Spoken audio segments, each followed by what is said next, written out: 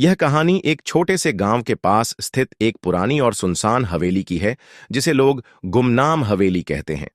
कहा जाता है कि इस हवेली में कोई भी रात बिताने जाए, वह सुबह तक जिंदा नहीं लौटता।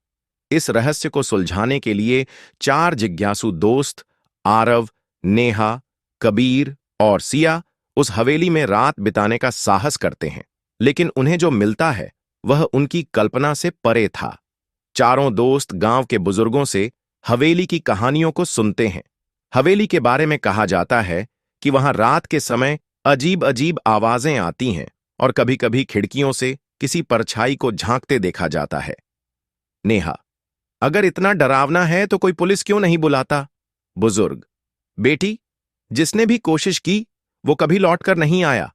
सभी की आंखों में डर और उत्सुकता थी। चारों दोस्त रात के समय एक टॉर्च और कैमरे के साथ हवेली के अंदर जाते हैं।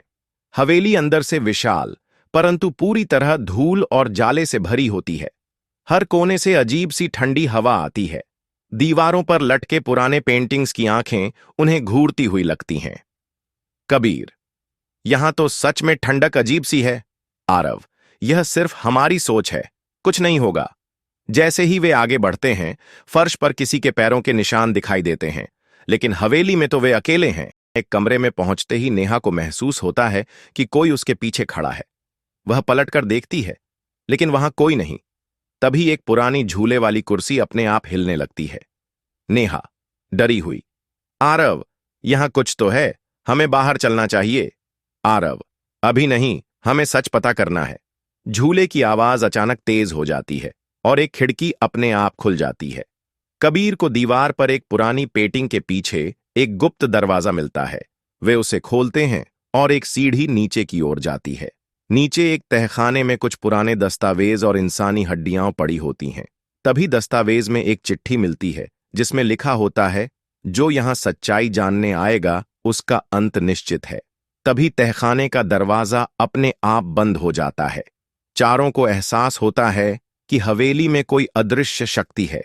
सिया को एक पुरानी डायरी मिलती है, जिसमें हवेली के मालिक की कहानी होती है। हवेली का मालिक अपने परिवार की हत्या के बाद खुद को भी खत्म कर चुका था और उसकी आत्मा यहां कैद है। सिया: यह आत्मा किसी को जाने नहीं देगी। तभी तहखाने में जोर की आवाज होती है और सभी दरवाजे खुद ब खुद खुलने और बंद होने लगते हैं।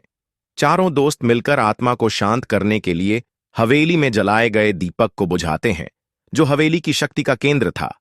अचानक हवेली में सब कुछ शांत हो जाता है। जब वे बाहर आते हैं तो हवेली उनकी आंखों के सामने गायब हो जाती है। नेहा: क्या सच में यह हुआ था या हमने सपना देखा? कबीर: सच्चाई हमें पता है, लेकिन शायद दुनिया को यह कभी न पता चले।